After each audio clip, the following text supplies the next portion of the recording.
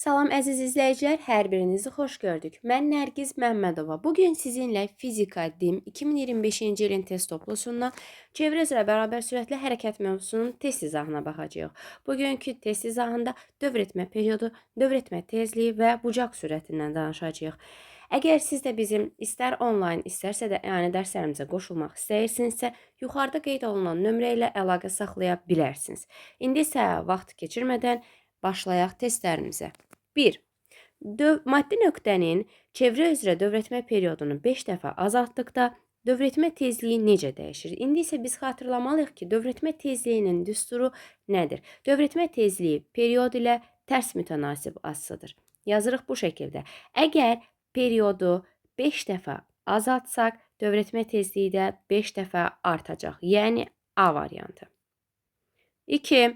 Maddi nöqtənin çevrə üzrə dövrətmə tezliyini 2 dəfə azaltdıqda periodu necə dəyişəcək? İndi isə periodun düsturunu yazırıq. Eyni şəkildə tərs mütənasib asılıdır. Yazırıq, əgər tezliyi 2 dəfə azaltsa, onda periodu 2 dəfə artacaq. Yəni Y variantı. 3. Cisim 1 dəqiqədə 20 dövr etmişdir. Dövr etmə periodunu hesablayın. Əvvəlcə verilənləri yazaq. T bərabərdir 1 dəqiqə. 1 dəqiqəmiz 60 saniyədir. Mütləq saniyəyi keçirtməliyik. Dövrlərin sayı böyük N hərfi ilə işarə olunur və beynəlxalq sistemdə onun vahidi olmadığına görə yanında yazılmır. Sadəcə yazılır ki, 20. İndi isə bizdən periodu soruşur. Periodun isə düsturu T bərabərdir balaca T bölünsün N-ə bərabərdir. Bunu bu şəkildə yadınızda saxlaya bilərsiniz ki, T böyük T olursa, yuxarıda balaca T hərfi yazılmalıdır. Onda sizə yadda saxlamaq rahat olacaq. Məsəl üçün, əgər tezliyin yadınızda saxlamaq istəyirsinizsə, balaca N isə mütləq burada böyük N olacaq, sonra bölünsün balaca T olacaq. Bu şəkildə yadda saxlamaq sizə daha asan ola bilər. Gəl indi verilənləri yerinə qoyub yazaq. Bərabərdir balaca T 60 bölünsün böyük N 20 dövr. 60-ı 20-yə böləndə eləyəcək 3 saniyə. Cavab eləyir D variantı. 4. Cisim 2 dəqiqədə 30 dövr edir. Dövr etmə tezliyini hesablayın. Gəlin verilənlərini yazaq. T bərabərdir 2 dəqiqə. 2 dəqiqəmizdə 2 vurulsun 60, yəni 120 saniyədir. Dövrlərin sayı böyük N hərfi ilə işarə olunur və 30-dur. Dövr etmə tezliyini bayaqlar biz necə dedik? Əgər balaca N yazırıqsa, onda böyük N bölünsün balaca T-yə bərabərdir. Böyük N neçədir? 30. Balaca T neçədir? 120. Sıfırlar ixtisara gedəndə, 3-dən də 12 ixtisara gedəndə eləyir 4-də 1. 4-də 1 də 1-i 4-ə böləndə eləyəcək 0,25 saniyə üstü -1. Yəni D variantı. 5. 20 dəqiqə ərzində saatın saniyə əqrəbi neçə dövr edir? Gəlin verilənləri yazaq. Buranı biraz təmizləyim ki, elə burada yaza bilək. Nə deyir? 20 dəqiqə ərzində. Demək ki, bizə zaman verilib və yazırıq balaca T ilə. 20 dəqiqə. Dəqiqəni saniyəyə çeviririk, yazırıq. 20 vurulsun 60 bərabərdir 1200 saniyə. Sonra saatın saniyə əqrəbindən söhbət gedir. Bu nə deməkdir? Baxın, əgər bu şəkildə bir saatdırsa, saatı biz necə bilirik? Bura 12 olur, bura 3 olur, bura 6 olur, burada 9 olur. Yəni bu şəkildə fırlanır, düzdür?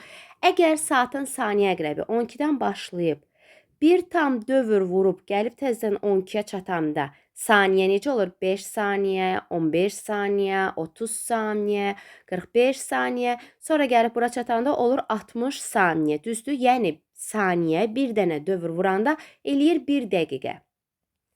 Gəlin indi onu yazaq. Demək ki, saniyənin tam bir dövrü, periodu 1 dəqiqədir. Yazıram period bərabərdir 1 dəqiqə, o da bərabərdir. Çevirsəm elə 60 saniyə. Məndən nəyi soruşur? Dövrlərin sayını soruşur. Dövrlərin sayı da nəyə bərabər idi? Balaca T bölünsün böyük T-yə. Balaca T-miz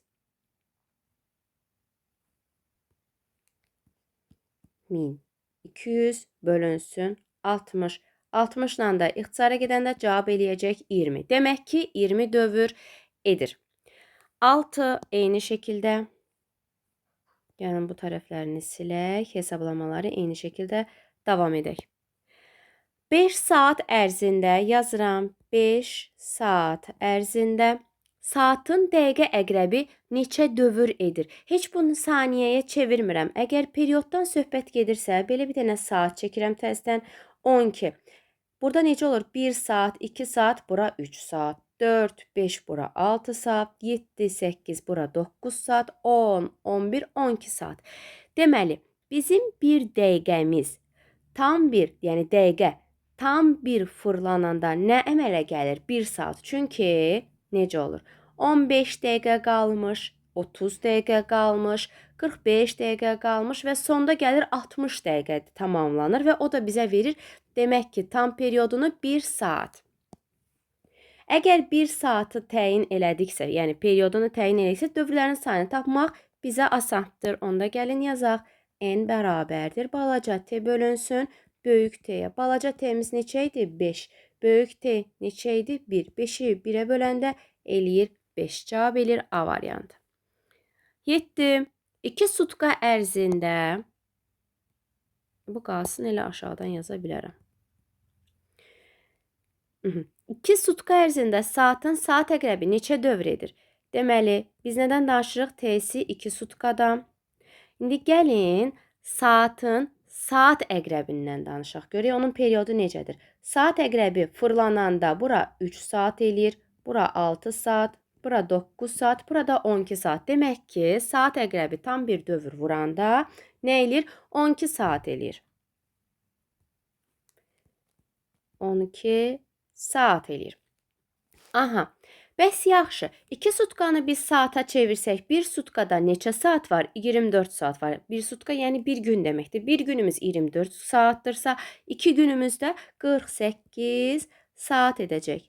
Biz niyə belə eləyirik? Baxın, siz əgər nəyisə nəyə bölmək istəyirsinizsə, mütləq elə eləməlisiniz ki, hər iki tərəfində eyni olsun. Məsələn, saatı saata bölməlisiniz. Burada 2-ni 12-yə bölə bilmərik. Sutkanı saata bölə bilmərik. Ona görə elə çevirməliyik ki, onlar gəlib bir-birindən eyni kəmiyyət olsun. Yəni, saat saata bölməliyik. İndi dövrlərin sayını tapmaq istəsək, balaca t-ni bölürük böyük t-yə, yəni saatı saata. 48-i 12-yə böləndə cavab eləyəcək 4 dövr. 4 dövr. Yazırıq B variantı. 8. Buraları təmizləyək, yazaq. Saatın dəqiqə əqrəbinin dövrətmə periodu saniyə əqrəbinin dövrətmə periodundan neçə dəfə çoxdur? Biz birinci yazmalıyıq. Saatın dəqiqə əqrəbinin periodu T saatın dəqiqə əqrəbindən danışırıq. Periodu nəyə bərabərdir? Saatın dəqiqə əqrəbinin periodu, yəni tam bir dövr eləyəndə 1 saat olur. 1 saat. O da nə deməkdir? Birdən bizə lazım ola bilər. 60 dəqiqə məsəl üçün yaza bilərik. Yaxşı, saniyə əqrəbinin periodu necə olacaq? Yazıram. T saniyə. O da bərabərdir. Saniyə tam bir dövr vuranda eləyir 1 dəqiqə. Deməli, bizdə dəqiqəsi də var. O birisinin də dəqiqəsi var. Dəqiqəni də dəqiqəyə böləndə bizdən soruşur neçə dəfə çoxdur? 60-ı 1-ə böləndə 60 böl 1 eləyir 60. Cavab eləyir A variantı. 9.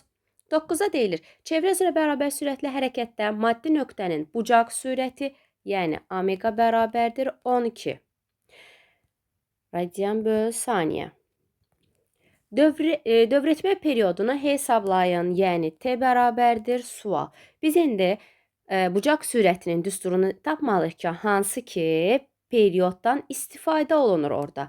Omega bərabərdir 2 pi bölünsün T-yə. Periodu istəyiriksə əvəzləmə edirik. T bərabərdir 2 pi bölünsün omegaya.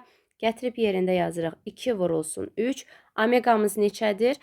12. 6 ilə də 12 ixtisara gedəndə eləyir 2-də 1, o da eləyir 0,5 saniyə. Cavab eləyir Y variantı. 10. Bu dəfə deyir ki, saatın saat əqrəbinin dövrətmə periodu saniyə əqrəbinin dövrətmə periodundan neçə dəfə çoxdur? Gəlin indi onu yazaq. Yazıram periodlarını. Nə üçün period yazacağım? Birinci saatın. Saat. Tam bir dövr vuranda, baxın bu saatdir. Tam bir dövr vuranda bura 6 saat, 9 saat, 6 saat, 3, 6, 9, burada da 12 saat olur. Yazıram 12 saat. Yəni saatın tam bir dövrü zamanı 12 saat olur. Sonra saniye əqrəbininki bəs necə olur? Yazıram T saniye bərabərdir. Saniye fırlananda tam bir dövrü 1 dəqiqə eləyir.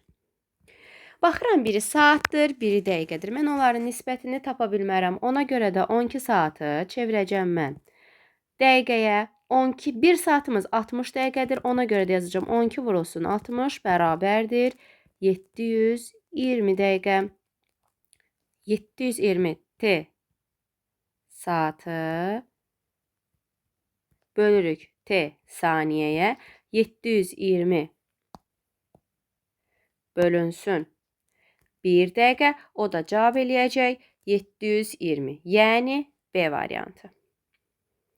Sonra 11. Dövrətmə tezliyini təyin etmək üçün hansı cihazdan istifadə olunur? Dövrətmə tezliyi N hərfi ilə işarə olunur və vahidi saniyə üstü -1-dir. Ona görə də saniyəni nəzərə alaraqdan saniyə ölçənlə ölçülür.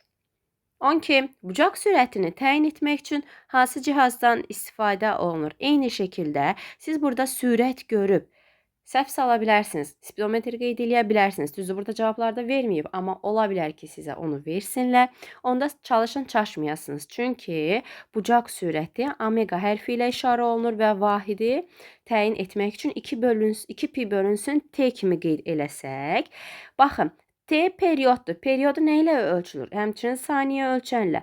Pi'nin də vahidi yoxdur. Ona görə biz omeganı təyin eləmək üçün və yaxud da 2 pi n-də yazsaq, biz n-i nə ilə təyin elədik? Dedik ki, dövrətmə tezliyini ölçmək üçün biz saniyə ölçəndən istifadə edəcəyik.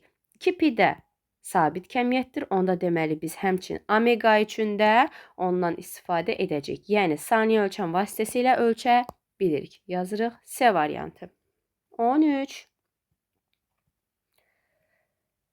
Verilib ki, bucaq sürətini təyin edin. Bucaq sürətinin düsturu necə idi? Omega bərabərdir fi bölünsün T-yə. Fi'nin qiymətini təyin eləməyə mütləq düzgün eləyin. Əgər 40-ı nəzərə alırsınızsa 10-dur. 20-ni nəzərə alırsınızsa 5-dir.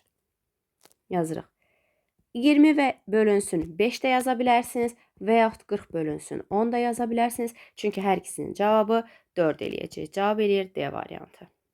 14. Çevrə üzrə hərəkətdə həmçinin də omeganın T'dən asılılığı verilib və bizdən 5 saniyə müddətində radius vektorun dönmə bucağını tapmağınız, yəni fi'ni təyin eləməyinizi soruşur. Biz isə bayaqları yazdıq ki, omega bərabərdir fi bölünsün T'yə. Demişdik ki, əgər burada fi'ni təyin eləmək üçün fi bərabərdir omega vurulsun T'dirsə, omeganın T'dən asılılığında hansı qrafik verilibsə, biz o qrafikdən perpendikular endirirdik x oxuna. Və burada gördüyümüz fiqurun sahəsi hansı hal üçün nəzərdə tutulur? Əgər omega vurulsun T'dirsə, məsəl üçün siz burada 4-ü 5-ə vuranda 20 yazırsınız. Bu sizə nəyi verir? Bu sizə fiqurun sahəsini verir.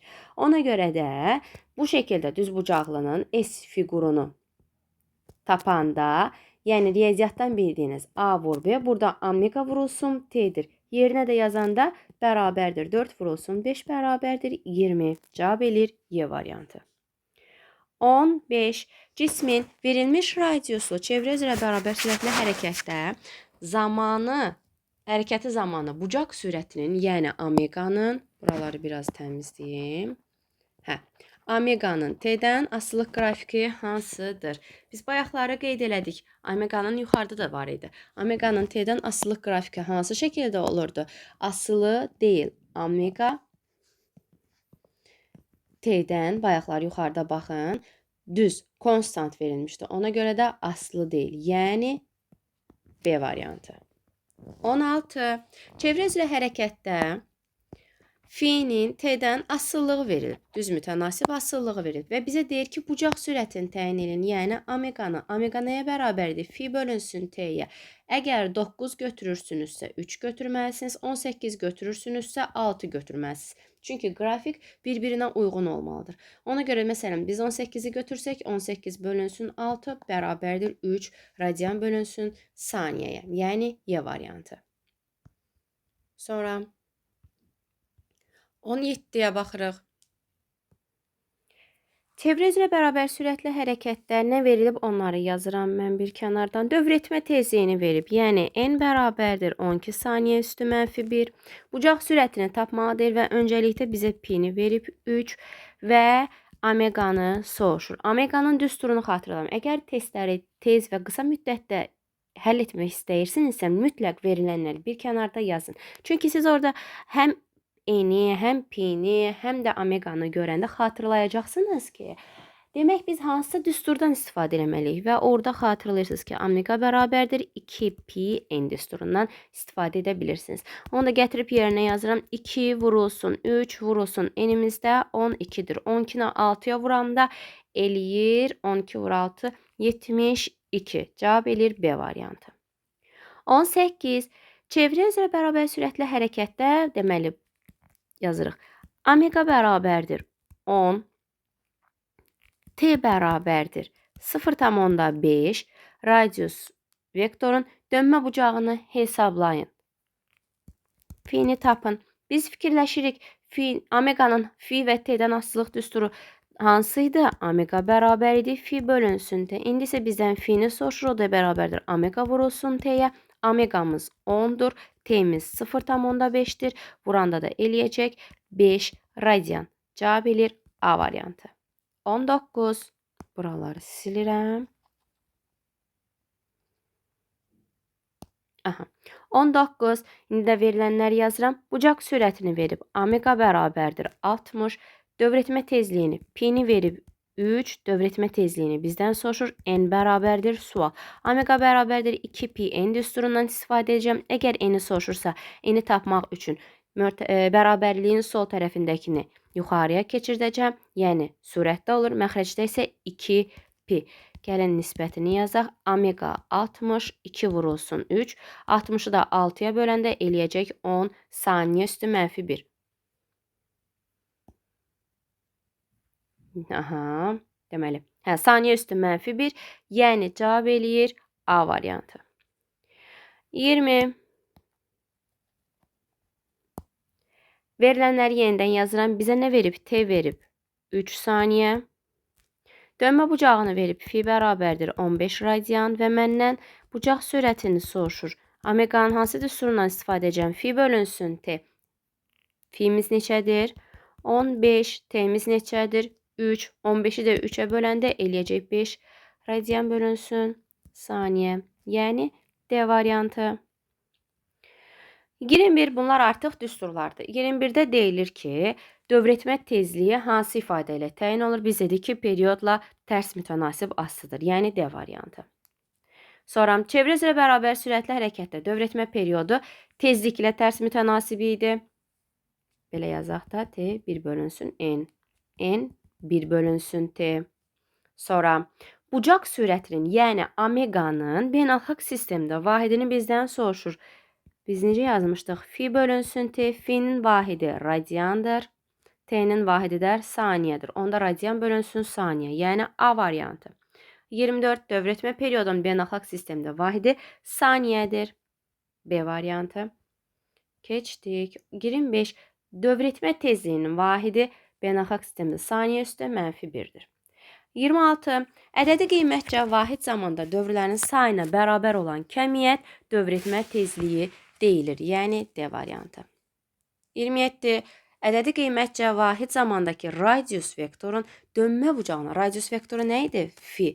Dönmə bucağına olan, deməli, vahid zamanda T bərabərdir 1'in olarsa, dönmə bucağına bərabər olan kəmiyyət nədir? Omeqadır. Yəni, bucaq sürətidir. 28. Çevrə üzrə bərabər sürətli hərəkətdə tam bir dövrə sərf olunan zamana dövr etmə periodu deyilir.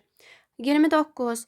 yerin öz oxu ətrafında fırlanma periodu saatın saniyə əqrəbinin dövr etmə periodundan neçə dəfə çoxdur? Gəlin indi periodlarını yazaq elə 29-da da. Nəyi soruşur bizdən? Yerin öz oxu ətrafında fırlanma periodu. Yazıram. T yer. Öz oxu ətrafında fırlananda tam bir sutka əmələ gəlir. Yazıram bir sutka. Biraz bu tərəfdən yazım yerləşsin. T bərabərdir bir sutka. Bir sutka da nədir? 24 saat. Yaxşı, bu qalsın burada. İndi deyir ki, saatın saniyə əqrəbinin. Əgər mən bu yerdir. Əgər mən T saniyəni yazsam, bir saniyə tam bir dövr eləyəndə nə olur? Bir dəqiqə eləyir. Baxıram ki, biri saatdır, biri dəqiqədir. Deməli, biz saatı da çevirsək dəqiqəyə, onda rahat hesablamamızı eləyə bilərik. Onda yazacağım T yer bərabərdir 24 vurulsun. 1 saatimiz 60 dəqiqədir. 60-a vuranda eləyir 1440 dəqiqə. İndi T yer bölünsün T saniyə tapa bilirəm. O da bərabər olacaq 1440 bölünsün 1 dəqiqəyə. Cavab edir 1440, yəni A variantı. Sonra buranı boşaldıram 30'u yazmaq üçün. 30'da nə deyilir? 30'da deyilir, yerin öz oxu ətrafında eyni şəkildə yazırıq. T yer bərabərdir 24 saat. Saatın dəqiqə əqrəbinin 1 dəqiqə tam fırlananda eləyir 1 saat.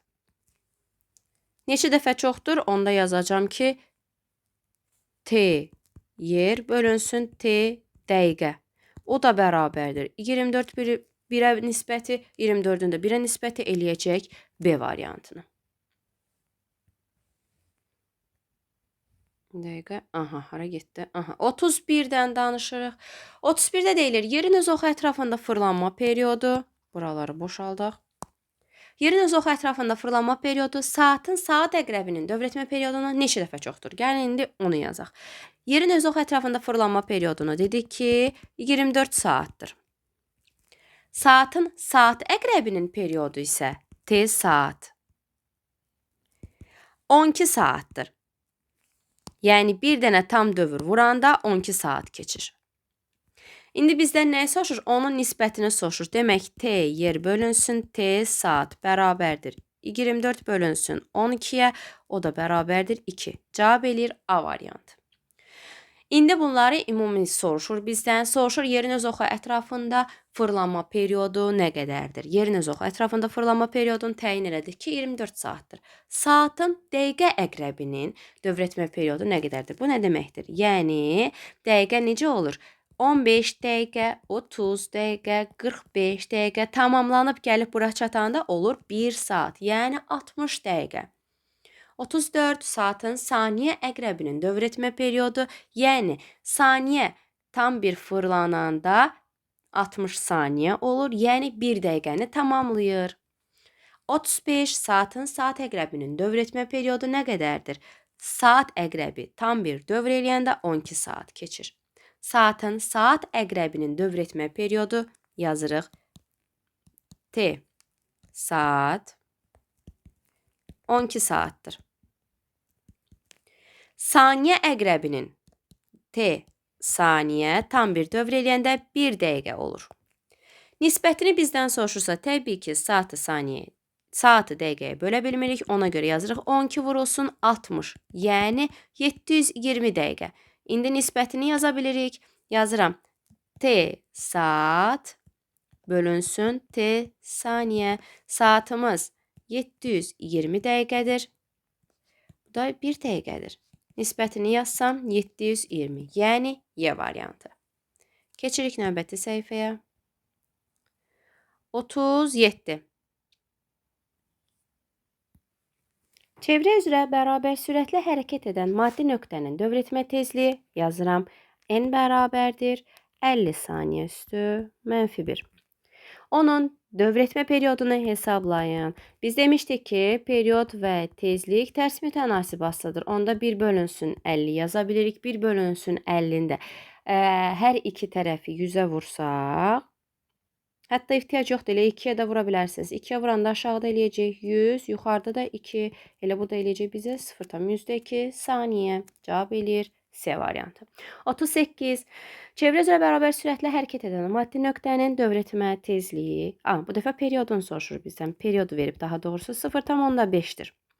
Və deyir ki, dövrətmə tezliyini tap. Dövrətmə tezliyini tapmaq üçün 1 bölünsün T yazacağıq. Onda 1 bölünsün 0,5. Onda 5-də də 10 yuxarı qalxacaq, bölünəcək 5-ə. Yəni olacaq 10/5, o da eləyəcək 2. Cavab eləyir C variantı. 39. Çevrə üzrə omega bucaq sürətlə hərəkət edən cismin n dövr etməsinə sərf olunan zaman hansı ifadə ilə təyin olunur? Omega bərabərdir.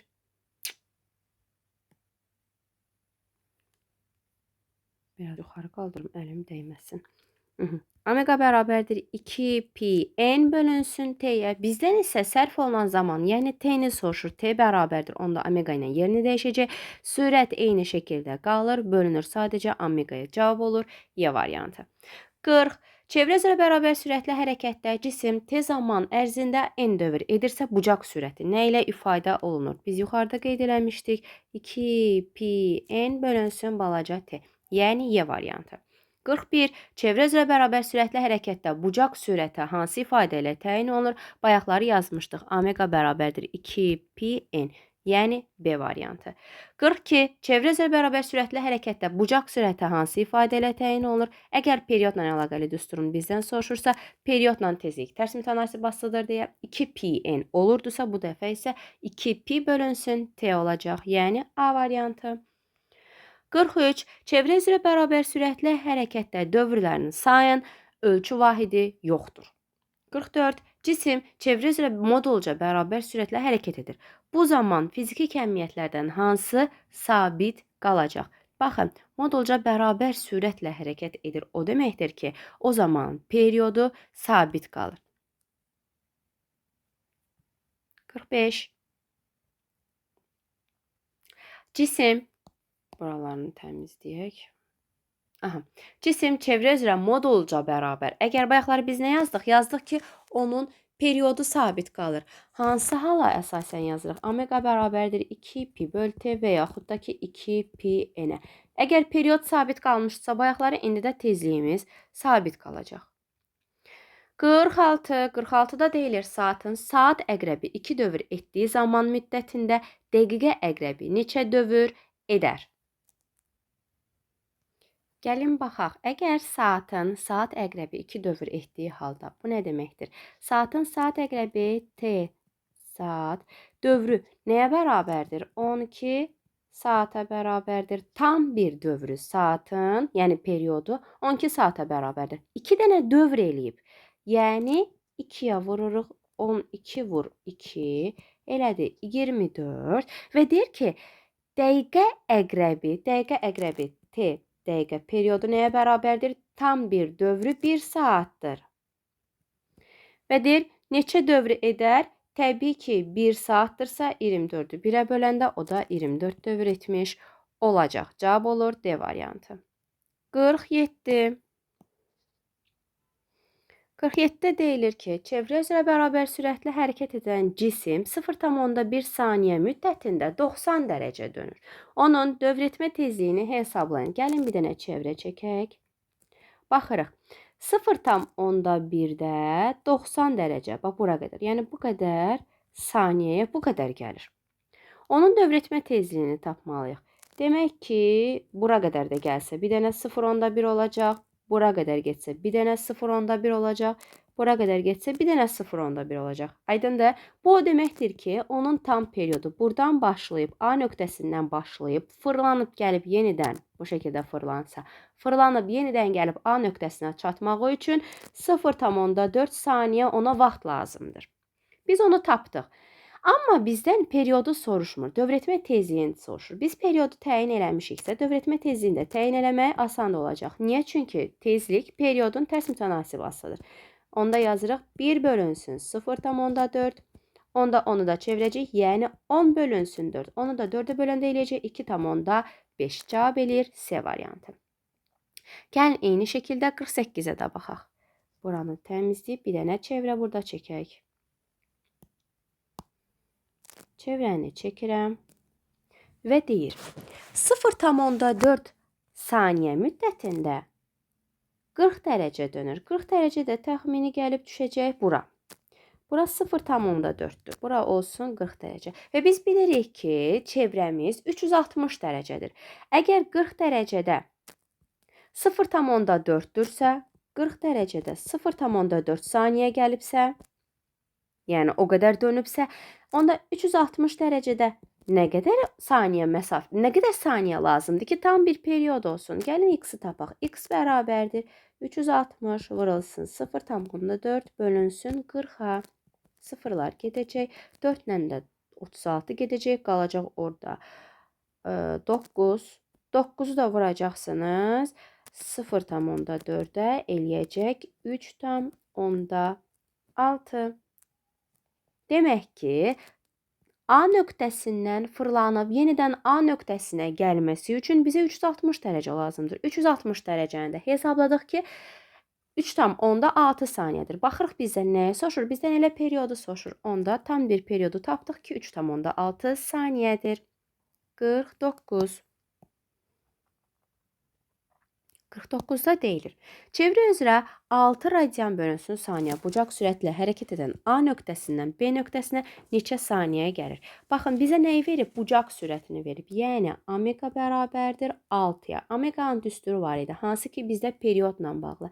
2 pi bölünsün t'yə. Biz buradan periodunu tapa bilirik. Çevrənin bəli tapa bilirik. Çünki 2 pi'ni də verib bizə, sonra omeganı da verib. Gətirib yerində yazıram.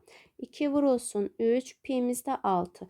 Yəni bizim, bunu biraz qısa yazsam, 6'nı 6'ya böləndə 1 saniyə.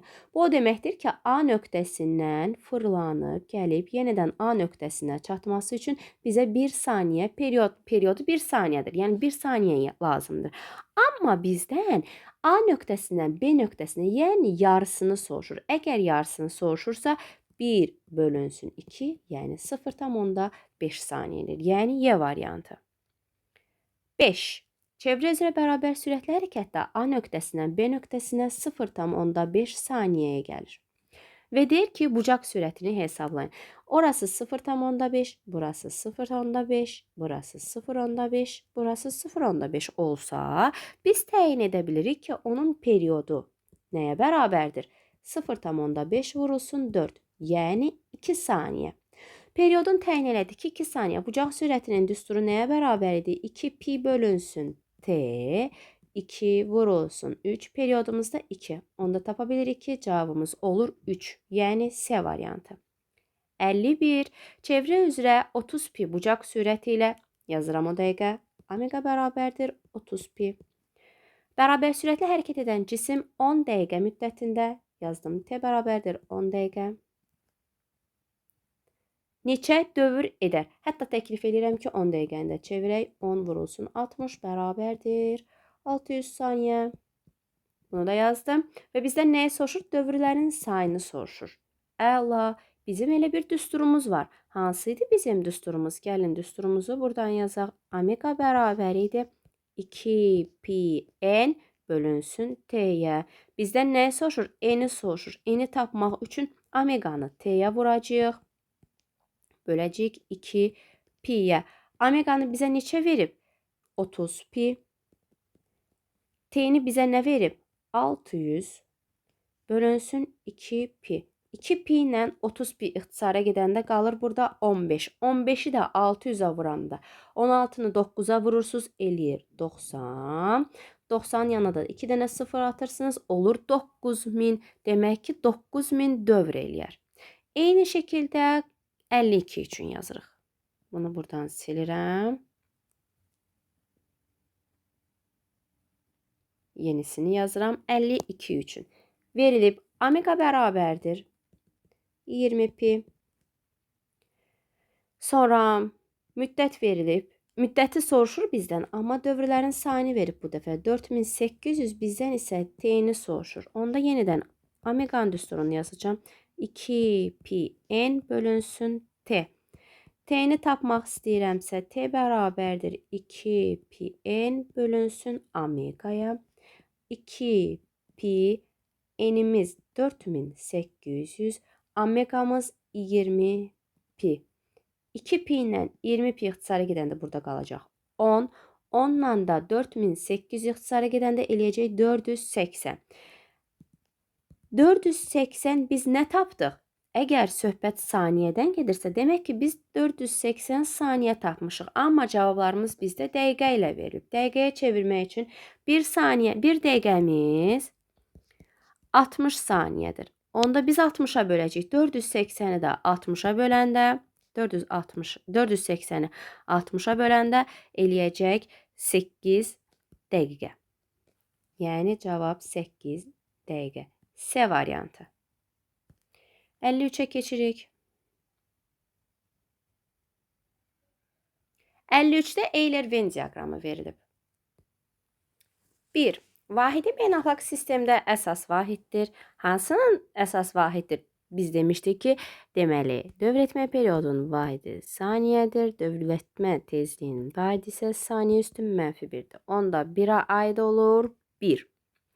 2. Skalyar kəmiyyətdir. Hansı skalyar kəmiyyətdir? İstər tezlik, istərsə də period, hər ikisi skalyar kəmiyyətdir. Yazıram 2. Hərəkət zamanı sıfıra bərabər ola bilməz. Əgər hərəkət varsa, istər period, istərsə də tezlik sıfır ola bilməz. Yəni 3 ikisinə də aiddir. 4. Vahid zamanda dövrlərin sayına bərabərdir. Biz demişdik ki, vahid zamanda dövrlərin sayına bərabər olan kəmiyyət hansı idi?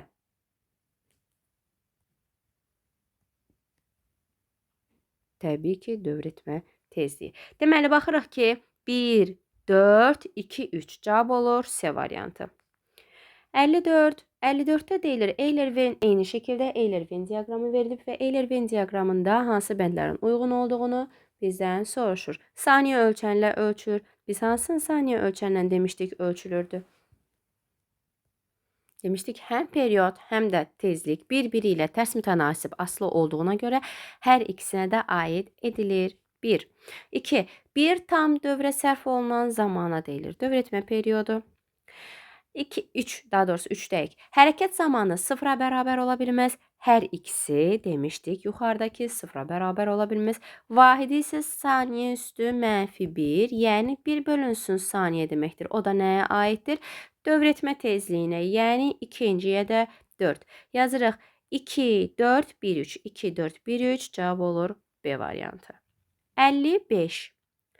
Müşahidə başlanan anda K, L, M nöqtələrində olan cisimlər çevrə üzrə bərabər sürətlə hərəkət edir. Cisimlər göstərilən istiqamətdə hərəkət edərək eyni zamanda A nöqtəsində olurlar. Dövr etmə tezlikləri arasında hansı münasibət doğrudur? Biz burada necə yanaşacağıq? Baxın, K-dan A-ya gəlir, M-dən A-ya gəlir. Onların məsafələri eynidir. Yəni, baxın, bizdə dövr etmə tezliyi N bölünsün T-yə bərabərdir. Yəni, dövrlərin sayı ilə düz mütənasibdir. Əgər dövrlərin sayı nə qədər artırsa və yaxud da ki, dəyişirsə, eyni şəkildə dövr etmə tezliyi də dəyişəcək. Əgər K-dan A-ya gəlmək üçün dövrlərin sayını 1 bölünsün 4 yazsaq, çünki 4də 1 idi, o deməkdir ki, 0,25-dir. Eyni şəkildə bu M nöqtəsi üçün də keçərlidir. Yəni, o da 4də 1-dir, çünki buradan bura qədər gəlib. M nöqtəsi də buradan bura qədər gəlib. Eyni şəkildə 4də 1 gəliblər. Yəni, o da 0,25 olacaq. Amma L nöqtəsinə baxsaz, N nöqtəsi tam yarıda olduğu üçün o 2də 1-dir, yarısıdır. O da eləyir 0,5. Əgər biz N, yəni dövrlərin sayını təyin eləyə bildiksə, bu deməkdir ki, tezlikləri də təyin edə bilirik. Onda buradan elə təyin olunur ki, N, K və NM, yəni tezlikləri bir-birinə bərabərdir. Onda biz götürürük ki, bir-birinə bərabərdir. Amma L-in qiyməti təbii ki, K-la M-in qiyməti 0,25-dirsə, L-in qiyməti 0,5-dir. Onda hansı daha böyükdür? Təbii ki, NL böyükdür NK və yaxud da ki, NM-dən. Yəni cavab olur B variantı. 56 artıq açıq suallara keçmişik. 56 saatın dəqiqə əqrəbi neçə sutka ərzində 360 dövr edər? Biz bilməliyik ki, periodun düsturunu bir kənardan yazaq. T bərabərdir. Balaca t bölünsün dövrlərin sayına bərabərdir. Əgər dəqiqənin periodunu yazsaq, bilirik ki, 1 saat. Yəni, 1 dəqiqə fırlananda 1 saat eləyəcək. N periodların, deməli, dövrlərin sayı nəyə bərabərdir verilib bizə? 360. Birinci dəqiqəni yazdıq, sonra da 360 dövrü yazırıq. İndi biz oradan t, yəni zamanı tapsaq, t nəyə bərabərdir? T n-ə bərabərdir. Period vurulsun n dövrlərin sayına. Hesablayırıq ki, t bərabərdir. Periodların sayı 360 vurulsun 1, o da eləyəcək 360 saata. İndi biz nəyi təyin edirik? Biz təyin eləyəcəyik ki, sutkadan da söhbət gedir. Bəs onu harada istifadə eləyək? Əgər bir sutka 24 saatdırsa, 360 saat neçə sutkadır? Onu axtarırıq. Tənliyimizi təyin eləsək, 360 vurulsun 1 bölünsün 24. 360'ı da 24'ə böləndə eləyəcək 15. Cavab eləyir 15. Buraya yazıram 15. Sonra 57'yə saatın saniyə əqrəbi neçə saatda 120 dövr edər? Öncəliklə biz bilməliyik ki, period saniyə üçün yazmaq. Çünki saniyədən söhbət gedir. T saniyə üçün period nəyə bərabərdir? 1 dəqiqəyə bərabərdir. Neçə saatda, yəni T-ni bizdən soruşur. Periodla əlaqəli düsturumuz var idi. T bərabərdir, əgər dövr sayı verilibsə. Balaca T bölünsün dövrlərin sayıdır. Oradan balaca T-ni tapanda n vurulsun T-yə bərabərdir. O da 120 vurulsun 1 eləyir 120. Nə? Dəqiqə. Biz tapdıq 120 dəqiqəyə bərabərdir. Amma cavaba diqqətlə baxsaz neçə saatda deyilir. 120 neçə dəqiqədə desəydi 120-ni götürərdiniz. Amma 120-ni böləcəksiniz 60-a, o da eləyəcək 2 saat. Çünki saatı sizdən soruşur. Cavab eləyir 2. Sonra saatın saat əqrəbi 12 sutkada neçə dövr edər? Yazırıq birinci. T saat bərabərdir 12 saata. Çünki tam bir dövrü 12 saat eləyir. 12 sutkada əgər yazsam mən 12 sutkanı, bir sutka 24 saatdir. 12 sutkamız 12'ni vuracaq 24'ə eləyəcək. Gəlin vuraq. 12 vurulsun 24, 8, 4, 4, 2, 288. Yazırıq 288 saat. Neçə dövr etdiyini tapmaq istəyiriksə, onda dövrlərin sayını n bərabər idi. Necə tapırdıq? Balaca t bölünsün period. Balaca t'miz elədi 288 bölünsün 12'ye. O da bərabər eləyəcək 24'ə. Buranı belə boşaldım biraz. Yazın bura 24. Sonra saniyə əqrəbi n bərabərdir 7200 dövr edəndə saat əqrəbi neçə dövr edər? N-ini yazdıq. Burasını sileyim. N-ini yazdıq. N-ini yazandan sonra biz periodunu da bilməliyik. Saniyə əqrəbinin periodu nəyə bərabərdir? T saniyə bərabərdir 1 dəqiqəyə. İndi biz onun zamanını tapmalıyıq. T'sini tapmalıyıq. T də bərabərdir n vurulsun T'yə. 7200'ü də vuranda 1'ə nə eləyəcək? 7200, görün burada yer var. 7200 dəqiqə. Mən tapdım 7200 dəqiqə eləyir. Amma bizə deyir ki, saat əqrəbi, demək saniyə əqrəbi 7200 dövr edəndə saat əqrəbi neçə dövr eləyir? Bəs saat əqrəbinin dövrü necədir? T saat tam bir dövr üçün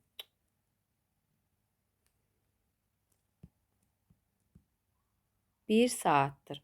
O da ne demektir? 60 dəqiqədir. 60 dəqiqə. Biz indi tapırıq ki, 7200-ü böləndə 60-a eləyir 120 saat. Çünki biz dəqiqə ilə tapmışdıq. 120 saatı tapdım. İndi isə məndən soruşur ki, neçə dövr eləyər? Əgər saat əqrəbi tam bir dövr eləyəndə 12 saat keçirsə, 120-ni də böləcəksiniz. Biraz çox qarışıq oldu buralarda. Bu tərəfi məncə silim. Tam bir dövr eləyəndə 12 saat keçirsə, T saatda 12 saat keçirsə, biz dövrünü tapmaq istəsək 120 böl 10, 12 bərabərdir 10 dövr edəcək. Yəni, bu hissədən yazacağım cavabı 10. 60. Saniyə əqrəbi 120 dövr eləyəndə yazıram 120 dövr.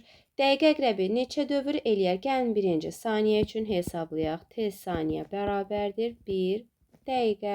Onda T'si nəyə bərabərdir? T'si bərabərdir N vurulsun T 120 dəqiqə. Aha. Biz 120 dəqiqəni tapdıq. Gətirib indi saniyə üçün bunu hesablayaq. Yox, daha doğrusu dəqiqə üçün. Saniyə üçün hesabladıq, indi dəqiqə üçün hesablayırıq. T dəqiqə bərabərdir 1 saat. Dəqiqə tam period eləyəndə 1 saat keçir. 1 saatımız da nədir? 60 dəqiqədir. Deməli, periodumuz 60 dəqiqədir. Bizdə isə 120 dəqiqə üçün neçə dənə dövr elədiyini soruşur. Təbii ki, əgər tam periodumuz 60 dəqiqədirsə, 120 dəqiqə üçün neçə dəfə dövr eləməlidir? 2 dəfə dövr eləməlidir. Bura yazırıq.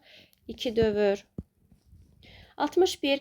Dəqiqə əqrəbi 24 dövr eləyir. N bərabərdir 24 dövr eləyir. Saat əqrəbi, elə bu tərəfi boş saxlayaq, onsuz vahid yoxdur. Saat əqrəbi neçə dövr edər? 24 dövr eləyir. T dəqiqə üçün yazacağıq ki, nəyə bərabərdir? 1 saata bərabərdir. T bərabərdir. N vurulsun T, o da eləyəcək 24 saat. Bizə deyir ki, saat, deməli, biz dəqiqə üçün tapdıq zamanı. Deyir, bəs o müddətdə saat əqrəbi neçə dövr eləyəcək? 1 saat əqrəbinin periodu bizə nəyi verirdi? 12 saatı verirdi. Demək ki, 12 saatlı periodu 24 saat üçün neçə dənə dövr eləyəcək? 2 dənə dövr eləyəcək. 62. Saat əqrəbi bir dövr edəndə saniyə əqrəbi neçə dövr edər? Saat əqrəbi tam bir dövr eləyəndə nə qədər vaxt gedir? Saat 12 saat gedir. Saniyə əqrəbi T saniyə 1 dəqiqə olur. Dəqiqə. İkisini də dəqiqəyə çevirsək 12 vurulsun 60, yəni 720 dəqiqə yazacağım. Bu isə eyni şəkildə öz dəqiqəsində qalacaq. Onda neçə dənə dövr eləmiş olur? 720 dəqiqə T saatdırsa, saniyədə 1. Deməli, 720 dəfə dövr eləməlidir ki, eyni olsun. Cavab olur 720. Bugünlük bu qədər. Gələn test izahında xətti sürətin izahını verəcəyik. Əgər siz də dərslərimizdən yararlanmaq istəyirsinizsə, yuxarıda yazılan nömrə ilə əlaqə saxlaya bilərsiniz və ödənişsiz WhatsApp qrupumuzda iştirak edə bilərsiniz. Orada hər hansısa bir suallarınız varsa, suallarınıza bir çox abituriyentlər mövcuddur deyə sizin suallarınıza cavab veriləcək. Sağ olun, hələlik.